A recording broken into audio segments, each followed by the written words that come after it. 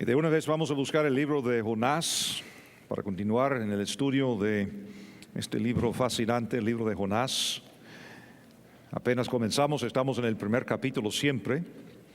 Y esta noche estamos hablando de la vida de Jonás, del hecho de que su vida en realidad es una contradicción. Y les voy a explicar por qué. Pero para contextualizar lo que vamos a ver, vamos a comenzar desde nuevo con el primer versículo, porque solamente hemos llegado hasta el versículo 7, hasta acá.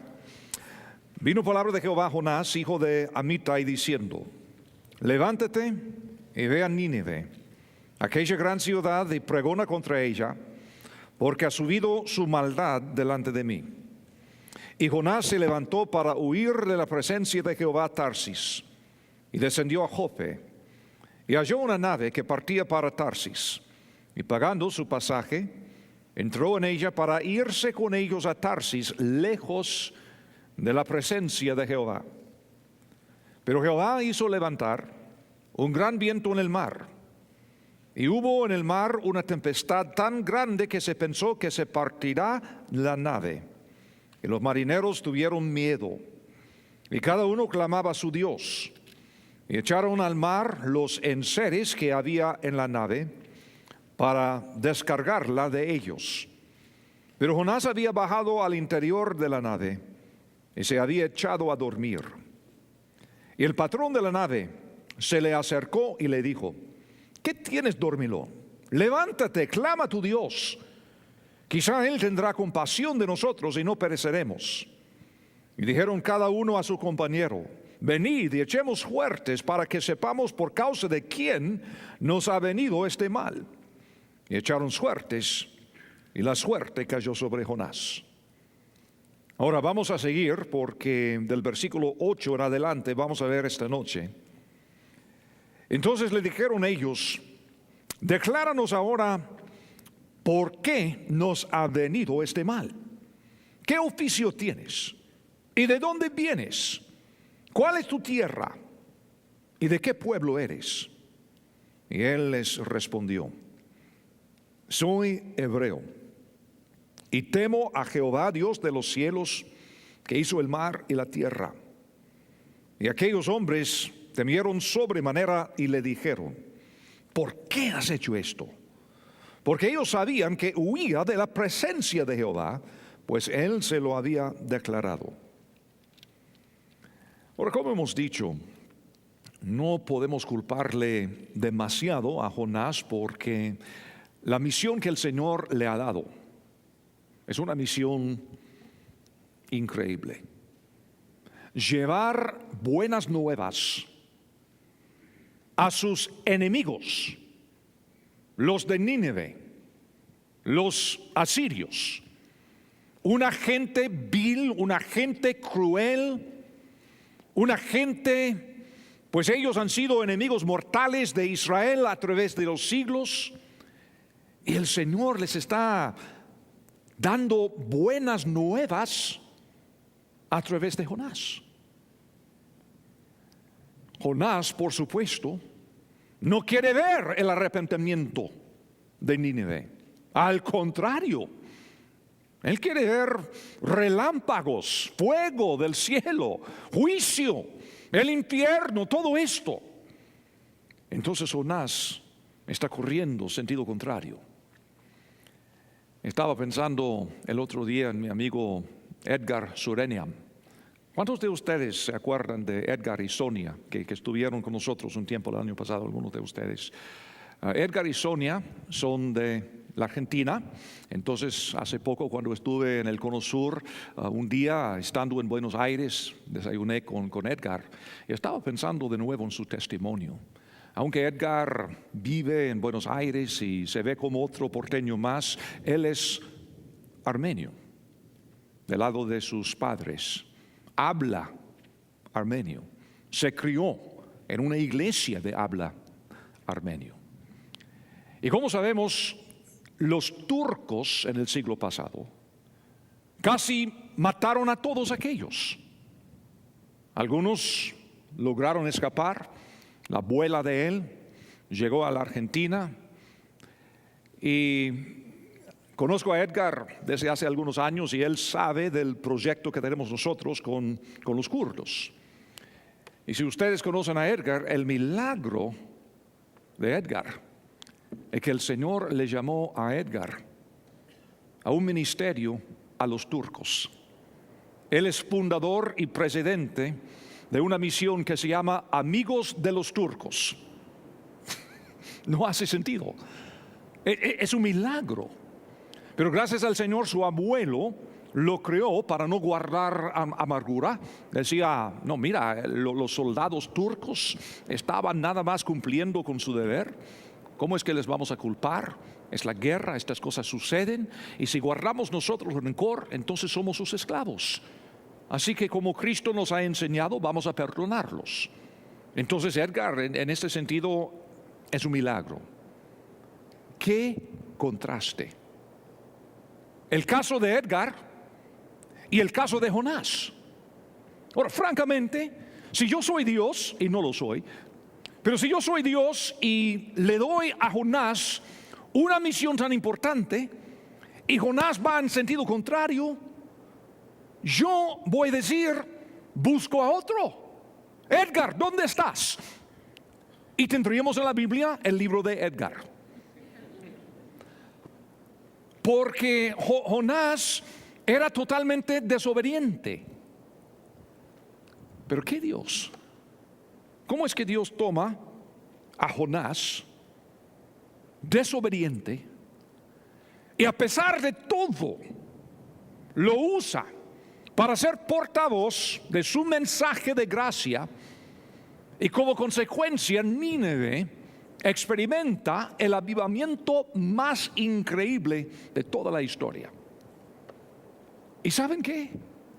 Jonás jamás llegó a entender, jamás llegó a una sumisión real, genuina a Dios. A la fuerza, sí. Pero al final del libro, Jonás siempre está enojado. ¿Por qué? Porque Dios ha extendido su gracia a Nínive. Y Jonás furioso. Y aún así, tenemos en la Biblia el libro de Jonás.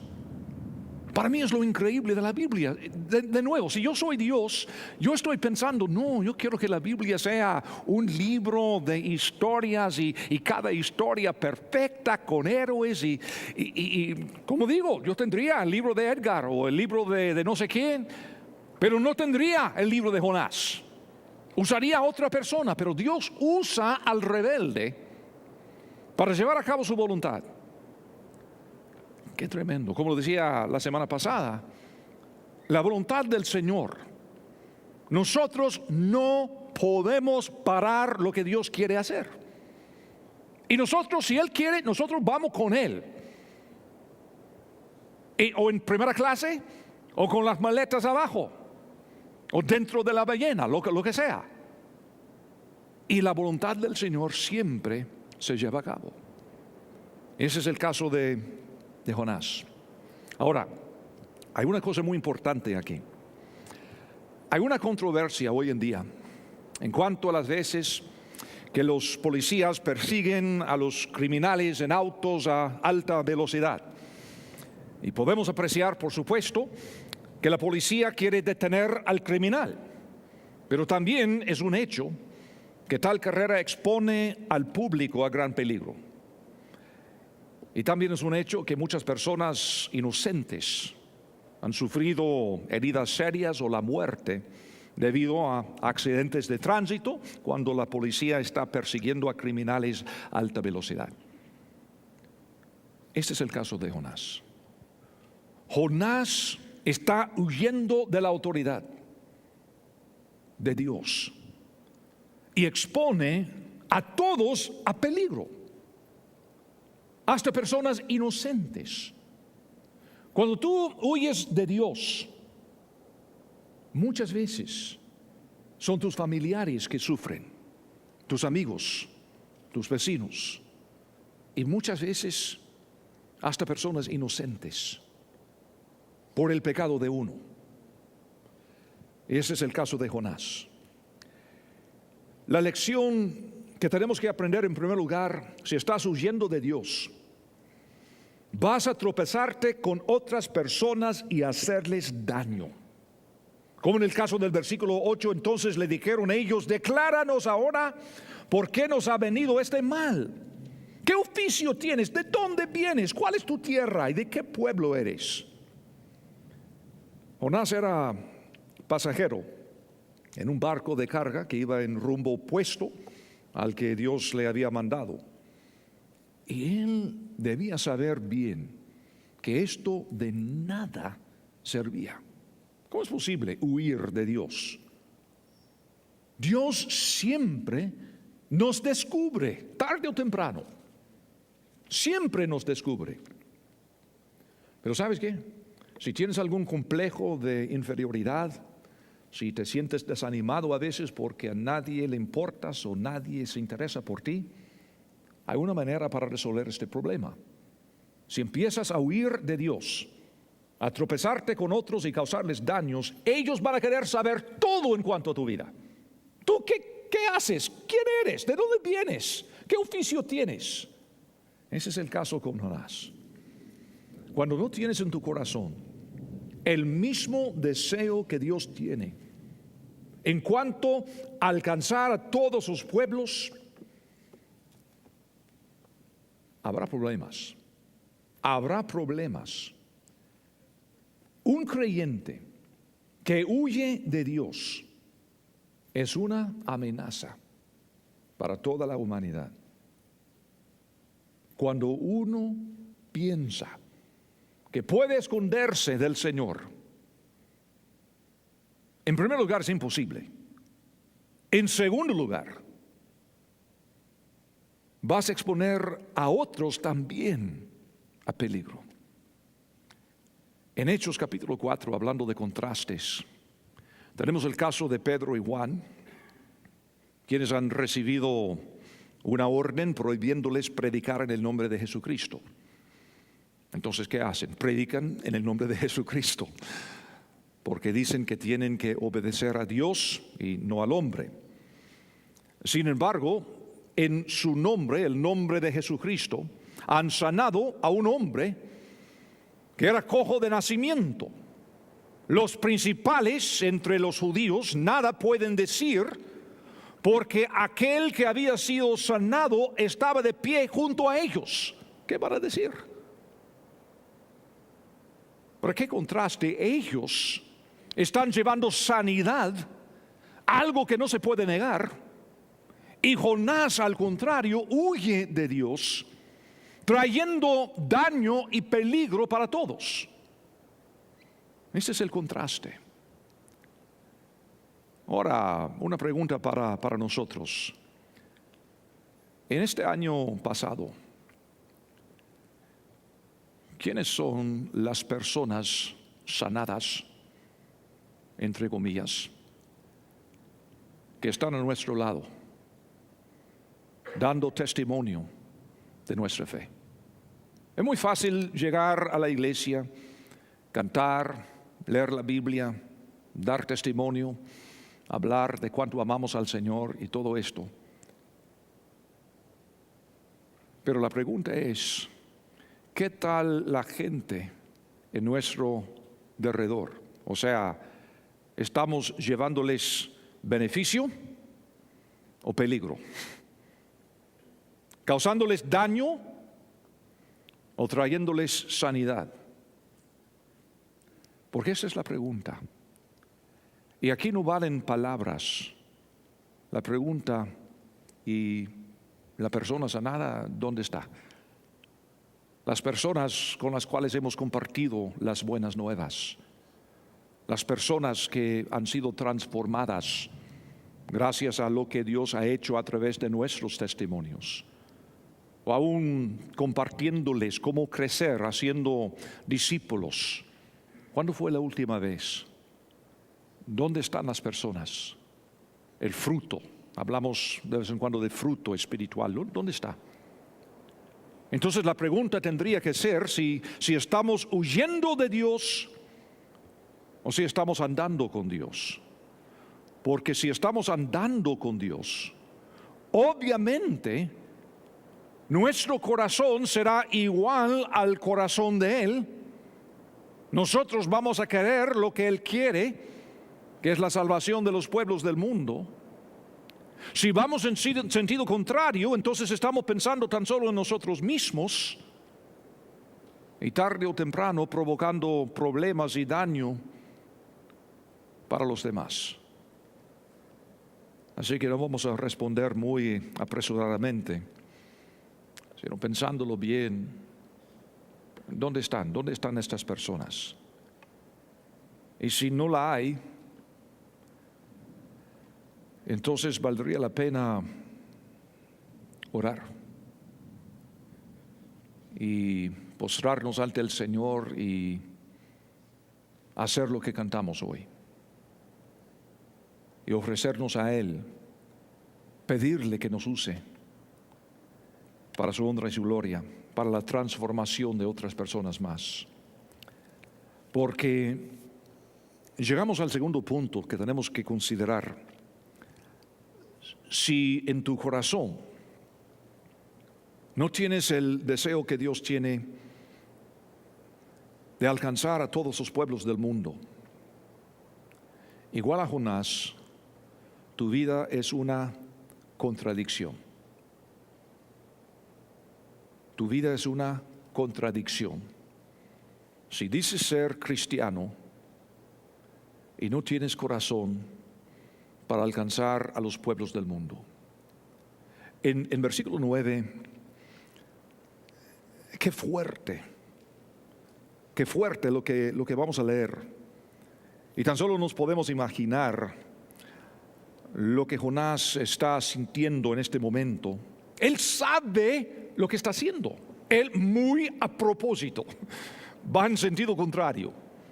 Él muy a propósito huye de la presencia de Jehová.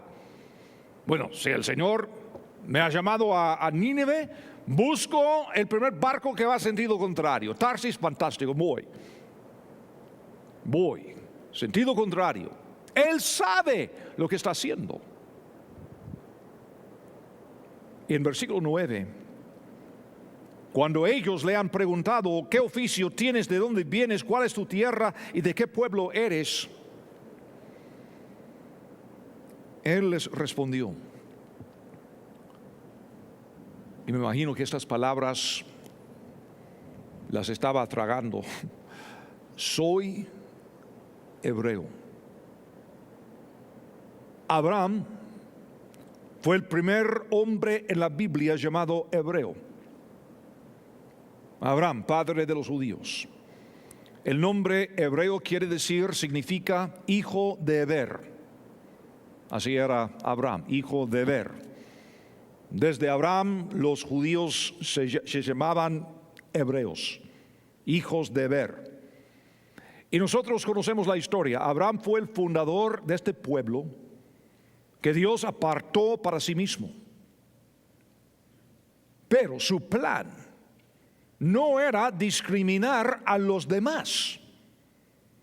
Porque la Biblia nos dice en Antiguo Testamento, Nuevo Testamento, toda la Biblia, que Dios no hace acepción de personas, sino Dios utiliza a este pueblo, los judíos, los hebreos, como sus voceros para que llevaran el mensaje de la gracia de Dios a todos los pueblos. En Génesis, veamos Génesis capítulo 12 para que lo vean. Génesis capítulo 12, el llamado de Abraham.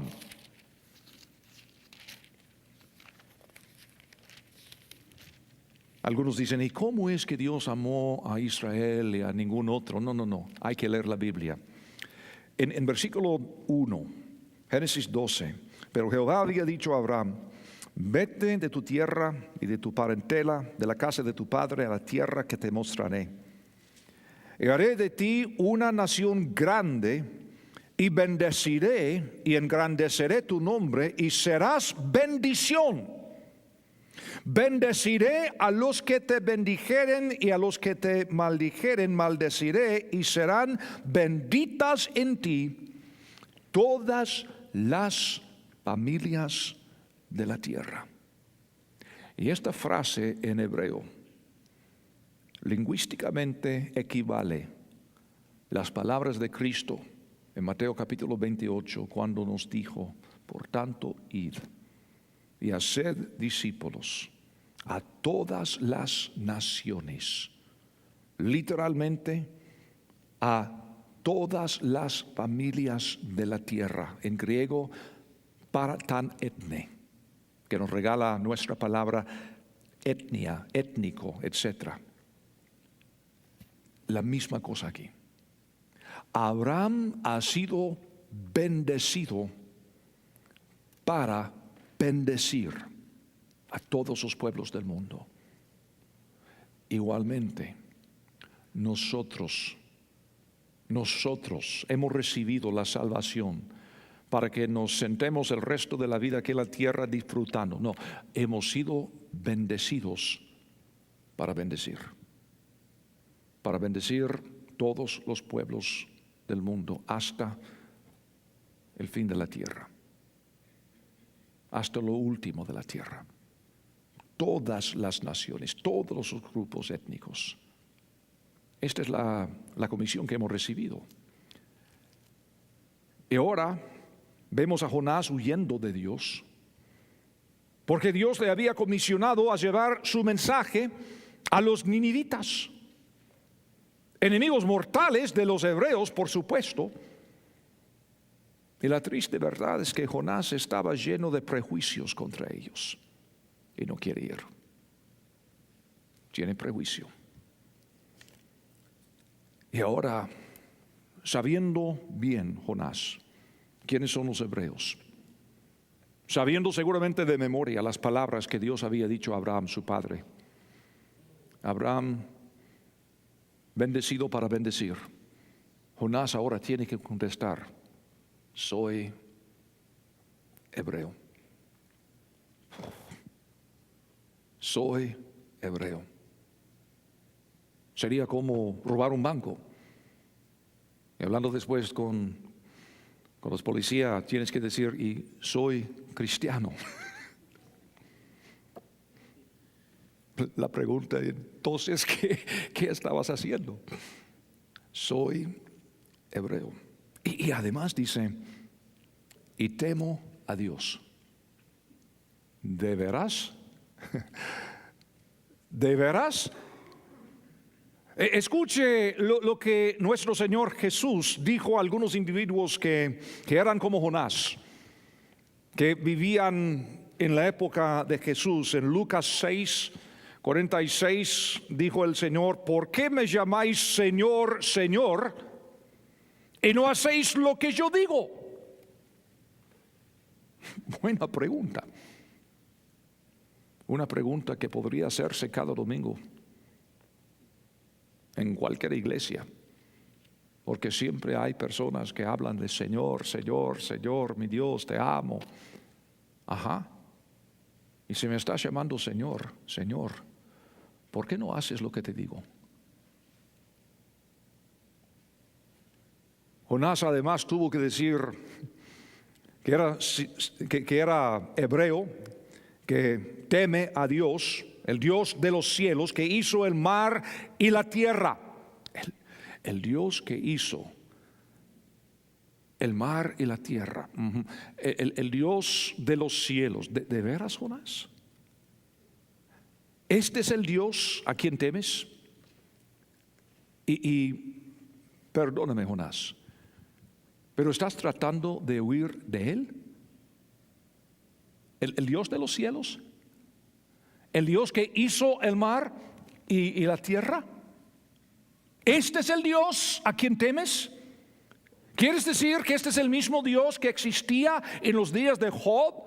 Cuando Job 34:21 dice: porque sus ojos están sobre los caminos del hombre y ve todos sus pasos. Jonás, este Dios a quien dices que temes es el mismo que Salomón, cuando Salomón escribió en Proverbios 15:3: los ojos de Jehová están en todo lugar, mirando a los malos y a los buenos. Jonás Seguro que este es el mismo Dios al que Jeremías servía. Jeremías escribió en Jeremías 16:17, porque mis ojos están sobre todos sus caminos, los cuales no se me ocultaron, ni su maldad se esconde de la presencia de mis ojos. ¿De veras, Jonás? ¿De veras? En el Nuevo Testamento también, Hebreos 4:13, no hay cosa creada que no sea manifiesta en su presencia, antes bien todas las cosas están desnudas y abiertas a los ojos de aquel a quien tenemos que dar cuenta. ¿Huyes de Dios? ¿De veras? ¿Eres persona inteligente? ¿Me dices que huyes de Dios? ¿Que eres hebreo? ¿Que temes a Jehová? Dios de los cielos, Dios que hizo mar y tierra. ¿Huyes de Él? De veras. No me digas. ¿Cómo es eso? ¿No es cierto que las personas hacen cosas extrañas e irracionales cuando están huyendo del Señor? Este es el punto. Cuando nosotros estamos en esta posición, huyendo del Señor, vamos a hacer cosas irracionales, ignorantes, que no hacen sentido. Vamos a decir un montón de cosas, pero todo es una contradicción. Hoy en día, nosotros tenemos que decir: soy cristiano.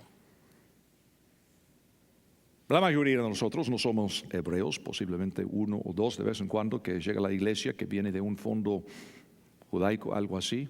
Pero la mayoría de nosotros somos gentiles, no judíos. Y cuando nos preguntan a nosotros quiénes somos, tenemos que decir: somos cristianos. Desde un principio, los seguidores de Cristo fueron llamados discípulos en los evangelios, aprendices, literalmente, pupilos, estudiantes. A veces se llamaban seguidores del camino o de aquel camino. Irónicamente, fue en Antioquía de Siria, que hoy en día está en Turquía, en una iglesia con miembros de muchas nacionalidades como esta, gentiles en su mayoría, que el nombre cristiano se usó por primera vez. Eso se ve en Hechos capítulo 11. Y este nombre no era necesariamente un cumplido. Al contrario, el texto, la gramática, todo esto nos sugiere que fue un nombre regalado por el mundo. Es diminutivo del nombre Cristo, literalmente cristitos, cristianos, cristitos. Como nos dicen a veces cuando alguien viene a fe en Cristo Jesús: eres evangélico ahora, pastorcito, diaconito. Y así son a veces las actitudes que encontramos, y aparentemente en Antioquía esto es lo que pasaba, porque el evangelio iba creciendo cada día más y más. Entonces, vienen estos cristitos otra vez, esta gente que dice que son seguidores de aquel Jesús, el Cristo según ellos, son cristitos. ¿Saben que este nombre aparece tan solo 3 veces en la Biblia? En Hechos 11, como les digo. Una vez más en Hechos 26, en el testimonio de Pablo ante el rey, cuando el rey dice: Pablo, por poco quieres convencerme a ser cristiano. Y finalmente en 1 de Pedro 4:16, pero si alguno padece como cristiano, no se avergüence, sino glorifique a Dios por ello. Tan solo 3 veces. Pero fíjense, Tú y yo llevamos el nombre de nuestro Señor Jesucristo. Cristo, aquel que vino a alcanzar a todos los pueblos del mundo en su nombre. Aquel de quien hablaban en Hechos 15, 14, Simón ha contado cómo Dios visitó por primera vez a los gentiles para tomar de ellos pueblo para su nombre. Somos seguidores de Cristo, si somos creyentes, cristianos. Hoy en día usamos cristianos, pero este es el mismo Cristo, fíjense, que nos dio la gran comisión de ir a todo el mundo haciendo discípulos a todas las naciones, todos los grupos étnicos. No es el Cristo que dijo al latino ir a los Estados Unidos, a Europa, a Japón, a Australia para ganar a los latinos. No, esta no es la comisión. La comisión es a todos sus pueblos, para alcanzar a todos sus pueblos. La comisión no es ganar a otra gente latina, la comisión es ganar a gente, a todos sus pueblos, porque este es el corazón de Dios. Esta es la comisión que hemos recibido. Ahora, cuidado. Uno de los mandamientos es no tomar en vano el nombre de Dios. Muchas veces pensamos que eso es maldecir, pero nada tiene que ver con maldecir. Y no estoy diciendo que está bien maldecir, pero estoy diciendo nosotros llevamos el nombre de Dios, como Jonás. Jonás llevaba el nombre de Dios, el nombre de Jehová. Nosotros llevamos el nombre de Cristo, cristianos. Y cuando nosotros llevamos su nombre y no vivimos de acuerdo a lo que es Él, llevamos en vano el nombre de Dios. Nuestra vida es una contradicción. Si no tenemos interés en los pueblos del mundo, si tan solo estamos pensando en mi familia, mis necesidades, mi mundo, y decimos a la misma vez, ¿y tú quién eres? Yo soy cristiano, ¿de veras? ¿De veras? Y tan solo puedes pensar en tus propios problemas, tus propias necesidades. ¿De veras que eres cristiano? No, eso es llevar en vano, tomar en vano el nombre de Dios. En Romanos 1:5 Pablo dijo: por quien recibimos la gracia y el apostolado para la obediencia a la fe en todas las naciones, por amor de su nombre. Así dijo el hebreo de los hebreos, hijo de fariseos. No hay otro más judío que él. Y ahora está hablando de su comisión para la obediencia a la fe en todas las naciones, por amor de su nombre. Por amor de su nombre. Pablo llevaba en serio el nombre de Cristo, el nombre de Dios.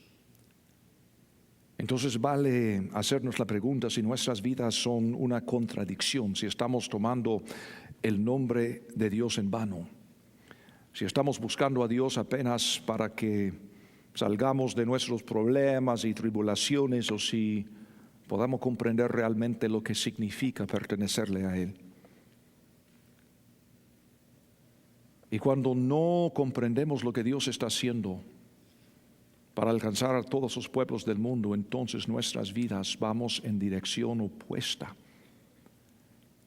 a la de Dios. Y lo peor, como Jonás, terminamos causando daño a nosotros mismos y a los que nos rodean. Y nuestras vidas se convierten en una contradicción, tomando el nombre de Dios en vano. ¿Estoy diciendo que todos tenemos que salir de misioneros? No, no. ¿Saben mejor? No, muy pocos. Para que algunos salgan, muchos de nosotros tenemos que trabajar y ofrendar y orar y toda la cosa. Pero todos podemos compartir la misión. Como en el ejército, una décima parte está en la primera fila y cuesta a todos los demás para darles aporte, sostén. Igualmente en el mundo espiritual. Pero todos nosotros podemos participar. Como mínimo, cada uno de nosotros podemos participar en un equipo de oración o participar en el ministerio de oración los días martes. A propósito, qué bueno ver a más de ustedes los días martes. Qué lindo es. Qué lindo es entrar y escuchar oración. No somos iglesia pentecostal, pero cada martes tenemos varios idiomas que estamos orando en lenguas. Es algo muy, muy lindo. Y gracias al Señor, al menos podemos hacer esto.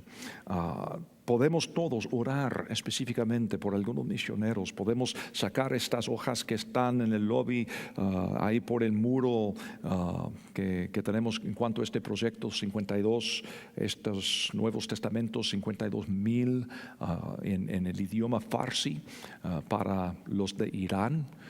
Estamos confiando en el Señor hacer 52,000 Nuevos Testamentos en farsi. Y al menos podemos orar, al menos podemos ofrendar. Lo bueno en nuestra iglesia, ni tenemos que ofrendar específicamente a misioneros, porque cada centavo que entra, una porción va directamente a lo que Dios está haciendo acá, allá, por todo el mundo. Así que de alguna forma nosotros todos podemos participar. En tercer lugar, si tu vida es una contradicción, no tienes dónde ir. No tienes dónde ir. No importa lo mucho que corras. En versículo 10, otra vez aquí en Jonás, y aquellos hombres temieron sobremanera y le dijeron: ¿por qué has hecho esto? Porque ellos sabían que huía de la presencia de Jehová, pues él se lo había declarado. Cuando llegas a tu callejón sin salida, tratando de huir del Señor, hasta los incrédulos se verán mejor que tú. Estos marineros ahora temen más a Dios que a la tormenta. Hace poco tienen miedo a causa de la tormenta, ahora tienen miedo a causa del Señor, el Dios de Jonás. Y estos son inconversos. Definitivamente temen más a Dios que lo que Jonás le teme en este momento. Jonás dice: y temo a Dios. Pero qué cosa más curiosa, estos inconversos le temen más que el mismo Jonás. Nada en esta tierra es más miserable, más desagradable que un cristiano que está fuera de comunión con Dios. Es la criatura más miserable en esta tierra. Y cuando llegas a tu callejón sin salida, tu vida tendrá muchas preguntas sin respuesta.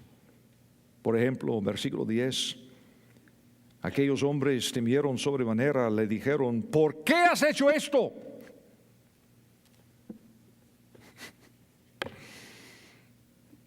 No tienen respuesta. ¿Por qué has hecho esto? ¿Por qué? ¿Por qué? ¿Por qué? Esta no es una pregunta que busca satisfacer una curiosidad intelectual. Es una de estas preguntas que sencillamente carece de buena respuesta. Ellos ya sabían que Jonás estaba huyendo de Jehová Dios, porque él así se los había dicho.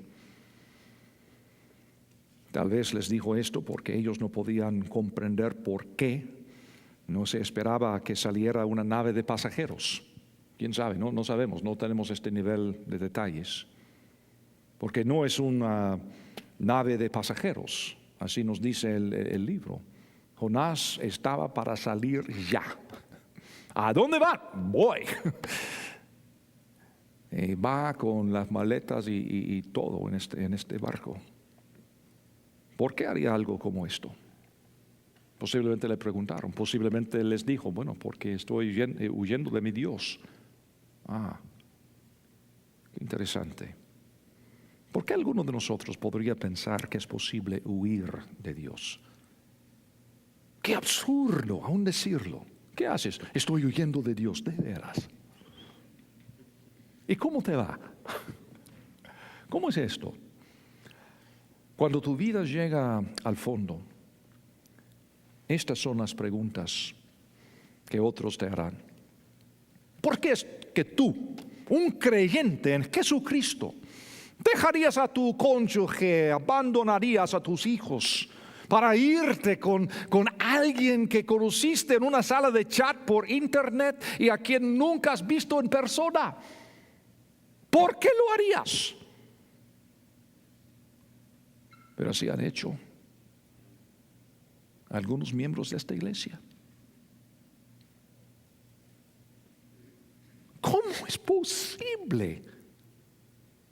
¿Cómo es posible? Si eres creyente en Jesucristo, ¿por qué eres el único en tu trabajo que le mientes al jefe? ¿O que eres responsable? ¿O que eres chismoso de la oficina? ¿Por qué eres tú un creyente? El que golpea a tus hijos o a tu esposa. ¿Por qué tú, creyente en Jesucristo, no pagas tus cuentas? Yo soy cristiano. Temo a Dios. De veras. ¿De veras? ¿De veras? ¿Qué hemos podido aprender? Si estás huyendo de Dios, detente. Vas camino a un doloroso callejón sin salida. ¿Estás corriéndote el riesgo de hacerle daño a tu familia, tus hijos, tus amigos, aún a personas inocentes a quienes ni conoces? ¿Hay algún punto específico de tu vida que sea una contradicción? ¿No sería mejor ahora mismo ponerte en línea con la Biblia? Pobre Jonás, aunque es comprensible su prejuicio, siempre es pecado. Aunque podríamos decir que es humano, es pecado. Y sobre todo, cuando otros, como nuestro amigo Edgar, ha podido confiar en Dios para ser totalmente algo opuesto y obedecer al Señor. ¿Cómo es que uno de nosotros podría decir, pero, no, es que tenés que entender que esto, que lo otro, que... No hay nada que entender. Solamente que tu vida es una contradicción. Y si somos creyentes, pero vivimos de otro modo, ¿cómo es que vamos a decir que somos cristianos? Yo no estoy juzgando que si no tienes la salvación, que sí tienes la... Yo no soy Dios. Tan solo digo, ¿cómo es que tú, siendo creyente, cristiano, podrías vivir una vida que contradice lo que es Dios? Imposible. Imposible. Tarde o temprano llegas a este callejón sin salida. Y lo peor, lo más probable, es que tu rebelión va a hacer daño a las personas a quien amas más. Esto sí es tan triste, pero no tiene que ser algo triste. porque Dios es misericordioso, bondadoso, lleno de gracia. Si Dios puede perdonar a los ninivitas, el pueblo más cruel de aquel entonces, si Dios puede extender su gracia a la ciudad de Nínive, me imagino que este mismo Dios podría perdonarnos a nosotros también, si tan solo estamos dispuestos a decir: Señor, qué tonto soy, perdóname. Yo pienso huir de ti, imposible. Yo quiero ponerme de acuerdo a lo que enseña tu Biblia. Quiero vivir lo que dice tu Biblia. No quiero ser como Jonás. Padre Santo, este libro me fascina. Señor, hay tantos héroes en la Biblia como David, como Abraham, Noé, Daniel, José, Pablo, Pedro. Y aquí tenemos el caso de Jonás. Y tú, Señor, lo incluyes en tu Biblia. Ay, Señor, es cierto lo que dices, que tus pensamientos no son como mis pensamientos. Tus caminos no son como los míos. Pero, Señor, te alabo porque es otra evidencia de lo que tú eres, de tu realidad, la certeza de lo que dice la Biblia. Y, Señor, ahora te suplico que podamos muy seriamente reflexionar sobre nuestras vidas, sobre lo que hemos visto aquí en Jonás. Señor, yo quiero ser como Cristo, no como Jonás. Yo quiero conformarme a la imagen de Jesús. Y, Señor, yo sé que me falta mucho, yo sé que hay mucho que aprender. Gracias, Señor, por tu paciencia, por tu misericordia. Señor, te suplico que todos nosotros podamos entender bien este contraste y elegir lo mejor. Y si hay alguna persona aquí con nosotros o escuchándonos por algún medio, Señor, si esta persona no te conoce, si no tiene la seguridad de la vida eterna, te suplico que pueda acudir a tu presencia, a tu persona, para encontrar perdón y vida eterna, no confiando en su religión, en sus obras, en su carácter, porque, Señor, ninguna de estas cosas puede alcanzar tu gloria. Señor, te suplico que tal persona pueda depositar su fe en Cristo Jesús, quien murió en nuestro lugar y resucitó para conquistar el pecado. En el nombre de Él te suplicamos todo esto. Amén.